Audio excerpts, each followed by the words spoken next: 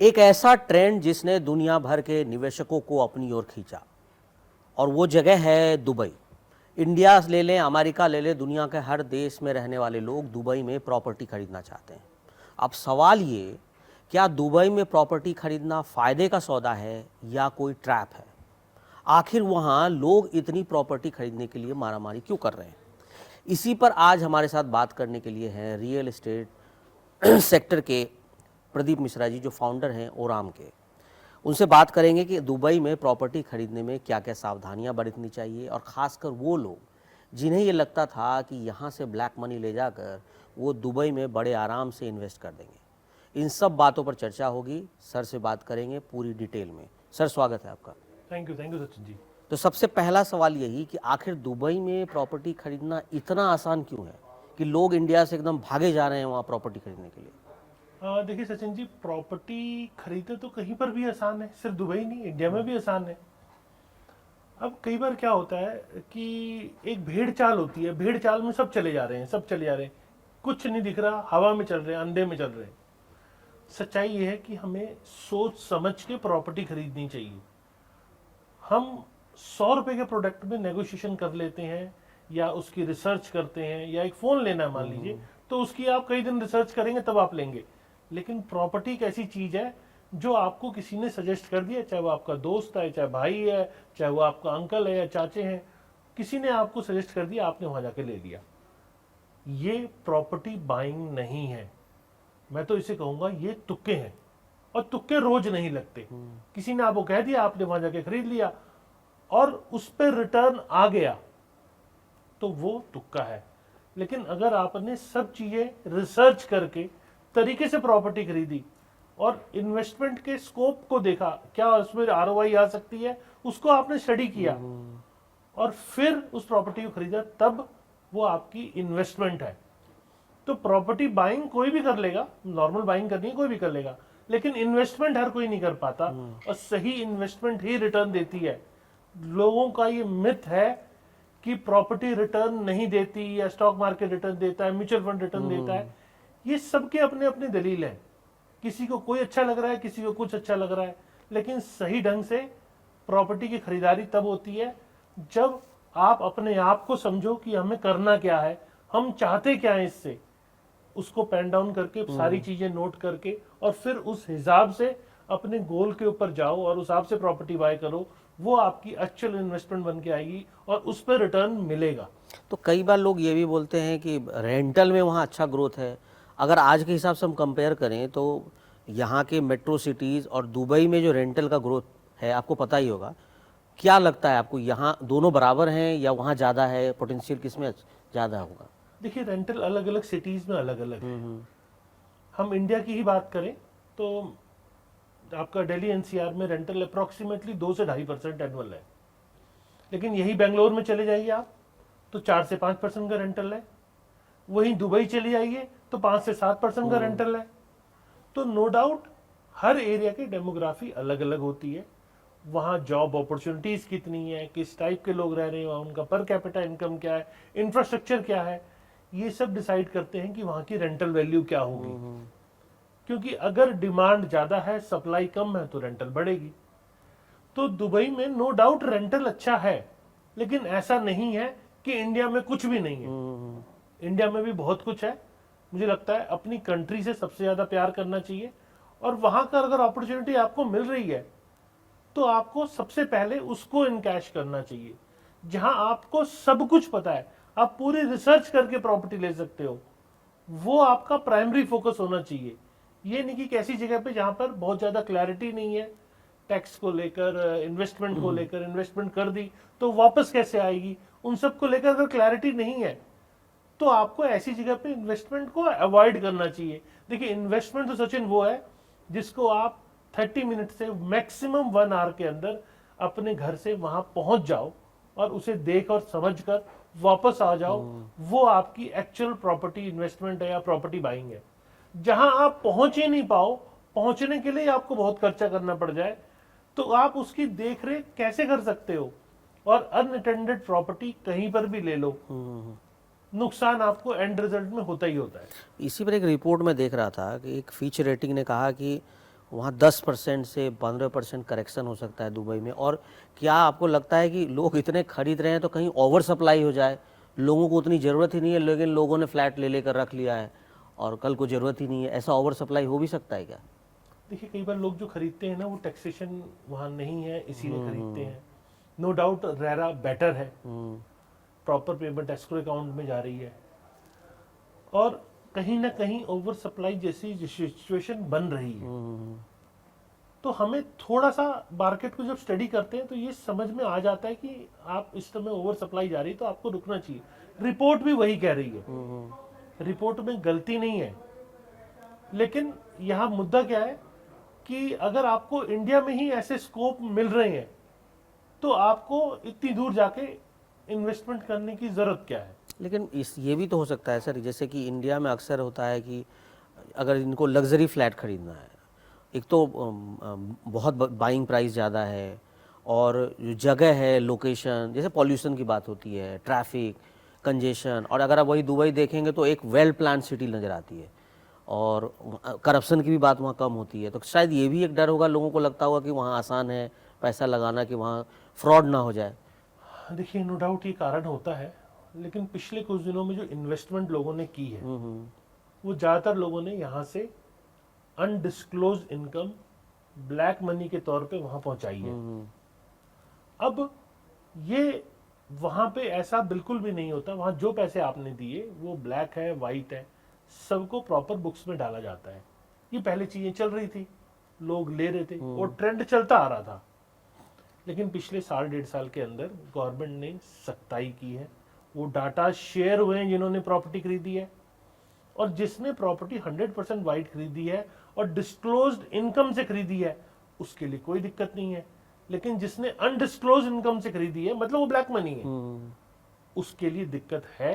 वहां नोटिस आए हैं और लोगों को अच्छी खासी मतलब उस पर दिक्कत भी हुई है। तो अगर आप प्रॉपर्टी खरीदना ही चाहते हो, आपको पसंद ही है, तो हमेशा प्रॉपर्टी वाइट से खरीदो, टेंशन फ्री रहेगा। इंडियन गवर्नमेंट भी सख्त हो रही है और डाटा शेयर अलग अलग कंट्रीज से हो रहा है, तो वो आपको फ्यूचर में दिक्कत ना आए, इसके लिए हमेशा 100% वाइट में ही प्रॉपर्टी खरीदोगे तो आप टेंशन फ्री रहोगे, चाहे वो इंडिया में लो या दुबई में लो। तो अगर मैं आपसे एक ऐसे सवाल पूछूं कि किसी के पास आज 1 से 2 करोड़ रुपए हैं, अगर वो उसके पास चॉइस हो कि वो दिल्ली, बैंगलोर, मुंबई या दुबई, तो आपको क्या लगता है उसको कहाँ खरीदना चाहिए आज के समय प्रॉपर्टी? देखिए चॉइस का होना, अब मैंने जैसे बताया कि ये आपकी अपनी पर्सनल कंडीशंस पे डिपेंड करता है। अब मान लीजिए आपके पास, आप आईटी सेक्टर में हैं, तो आपके लिए प्रेफर्ड एरिया रहेगा बेंगलोर, हैदराबाद, गुड़गांव या नोएडा। अब आपके पास आपका बजट अलाउ ही नहीं कर रहा मान लीजिए इन एरियाज में रहने को, तो आपके चाहने से भी नहीं होगा। तो सबसे पहले जहां जॉब अपॉर्चुनिटी है उसके पेरिफेरल एरिया में, जहां आपको वो सारी सुविधाएं मिल जाएं जो आपको रहने के लिए चाहिए, शॉपिंग कॉम्प्लेक्स, बच्चों के लिए स्कूल, रोड, हॉस्पिटल्स, आपके ऑफिस की दूरी, ये सब चीजें जहां मिल जाए, वो आपकी पसंद होनी चाहिए प्रॉपर्टी के लिए। ये नहीं कि मेरा बजट ये है और मैं काम बेंगलोर में कर रहा हूं और मैं प्रॉपर्टी जाके राजस्थान में, जयपुर में लूंगा, ये लॉजिकल नहीं है। ये अगर कोई भी करता है तो मेरे को लगता है कि वो सिर्फ अपने पैसे बर्बाद कर रहा है और कुछ नहीं कर रहा। अच्छा, तो आपको आपके हिसाब से जो अभी प्रॉपर्टी का रेट, जैसे इंडिया में जो ग्रोथ रेट है, मतलब रीसेल वैल्यू हम मान ले, और अगर किसी को बोला जाए कि भाई आप दुबई में ये ले लेते हो प्रॉपर्टी और 10 साल में वो डबल ट्रिपल, तो ये रेट आपको किस में ज़्यादा लग रहा है आज के समय, जैसे आप देख रहे हैं ग्रोथ रेट? देखिए पिछले 5 सालों में इंडिया में जो ग्रोथ हुआ है वो शायद कहीं नहीं हुआ। अच्छा। तो प्रॉपर्टी एप्रिसिएशन तो इंडिया में भी बहुत अच्छा हुआ है, लेकिन इन्वेस्टमेंट मतलब एक ही टाइम पे आप 5 अलग अलग प्रॉपर्टी लीजिए और एक ही एरिया में ले लीजिए, तो पांचों प्रॉपर्टी अलग अलग रिटर्न देगी। अच्छा। तो इसका मतलब हर प्रॉपर्टी के अपने एट्रीब्यूट्स हैं, वो एट्रीब्यूट्स डिफाइन करते हैं कि उस प्रॉपर्टी पे कितना रिटर्न मिलने वाला है। अगर आपने उसको स्टडी किया है तो आपको रिटर्न जल्दी मिल जाएगा, अगर अच्छे से स्टडी नहीं किया या वो वीक एट्रीब्यूट्स हैं तो प्रॉपर्टी पे रिटर्न नहीं मिलेगा। फिर लोग क्या कहते हैं, लोग कहते हैं हमने वहां लगाया और हमें रिटर्न नहीं मिला। वो एक्चुअल में बेसिकली कैलकुलेशन रॉन्ग है। एक ही टाइम पे आपने पांचों प्रॉपर्टी रखी तो समय की दिक्कत नहीं है, या सिलेक्शन ऑफ प्रॉपर्टी की दिक्कत है, अगर उससे अच्छे से किया जाएगा तो प्रॉपर्टी हमेशा आपको किसी और कंट्री से, मतलब दुबई से जैसे अभी हम कंपेयर कर रहे हैं, तो उससे बेटर रिटर्न इंडिया में दे सकती है। अच्छा, लेकिन अगर सिलेक्शन खराब करेंगे तो चाहे वो इंडिया हो या दुबई हो, कहीं पर भी आपको प्रॉपर्टी पे कम रिटर्न मिल सकता है। ये कोई थंब रूल नहीं है कि दुबई में ले लिया, कहीं भी कुछ भी ले लिया तो कीमत बढ़ जाएगी। Selection of property main criteria होना चाहिए आपकी इन्वेस्टमेंट के अंदर। तो एक इससे जुड़ा सवाल ये है कि अभी इंडिया का मार्केट जब हम देखें तो सबसे ज़्यादा प्रॉपर्टी रेट में अगर आप 4 से 5 शहर बताएं कौन सा होगा जो टॉप पे है, और उस तरह से अगर आप बता पाएं मुझे। देखिए, प्रॉपर्टी के रेट्स इस समय दिल्ली एनसीआर में, स्पेशली गुड़गांव नोएडा के अंदर प्रॉपर्टी के रेट्स काफ़ी अच्छे हैं, बेंगलोर में काफ़ी अच्छे हैं, हैदराबाद में काफ़ी अच्छे हैं, मुंबई में काफ़ी रेट्स हैं। तो प्रॉपर्टी मार्केट ने यहाँ ग्रोथ दी है और अच्छी दी है। और सबसे बड़ी बात, जहां जहां इंफ्रास्ट्रक्चर डेवलपमेंट हुई है वहां रेट बढ़े हैं। अगर आपको प्रॉपर्टी में एक्चुअल में रिटर्न चाहिए और सिर्फ इन्वेस्टमेंट पर्पस है आपका, तो इंफ्रास्ट्रक्चर को फॉलो करना शुरू करो, तब आपको रियल एस्टेट में अच्छा रिटर्न मिलेगा। दूसरा, गवर्नमेंट क्या करना चाह रही है, गवर्नमेंट की प्लानिंग क्या है, उस पर फोकस करो। आपके सोचने या मेरे पर्सनल सोचने से भी कीमत नहीं बढ़ जाएगी, कीमत बढ़ेगी गवर्नमेंट की सोचने से, गवर्नमेंट का क्या प्लान है उस पे प्री इन्वेस्टमेंट करने से। मैं ये नहीं कह रहा कि आप रेरा अप्रूव मत लो, मैंने कहा प्री इन्वेस्टमेंट, मतलब जो इनिशियल स्टेज पे आप इन्वेस्ट करोगे तब आपको प्रॉपर्टी पे अच्छा रिटर्न मिलेगा। एक आखिरी सवाल सर, आप शॉर्ट्स में मुझे 5 पॉइंट बता सकते हैं, अगर कोई किसी को प्रॉपर्टी लेनी हो, वो 5 सबसे इम्पोर्टेंट पॉइंट क्या है जिस पे उसको ध्यान देना चाहिए? देखिए, सबसे पहले तो आपको लोकेशन को स्टडी करना है, उस एरिया का मास्टर प्लान देखना है, गवर्नमेंट की क्या प्लानिंग है, इंफ्रा वहाँ कितने दिन तक प्लेस हो जाएगा, स्कूल कॉलेज हॉस्पिटल, आपके ऑफिस से दूरी, जो जो वहाँ रहेंगे आपके फैमिली मेंबर्स, उनके लिए क्या क्या वहाँ अरेंजमेंट है, बेसिक नीड्स जो हैं। मान लीजिए किसी के घर में कोई फैमिली मेंबर बीमार है तो उसके लिए हॉस्पिटल कितनी नज़दीक है, ये सब फैक्टर सबसे इंपॉर्टेंट होते हैं लोकेशन से रिलेटेड।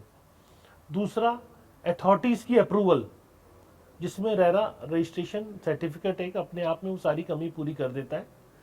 लेकिन कई जगह पे आपको ये भी सुनने में मिलेगा कि हमारा प्रोजेक्ट रेरा से बाहर है। रेरा से बाहर कुछ नहीं है, अगर वो प्रोडक्ट सेल हो रहा है तो वो रेरा के दायरे में है, तो उसमें रेरा होना ज़रूरी है, कुछ भी ऐसा एग्जम्पशन नहीं होता, तो रेरा आपको देखना चाहिए।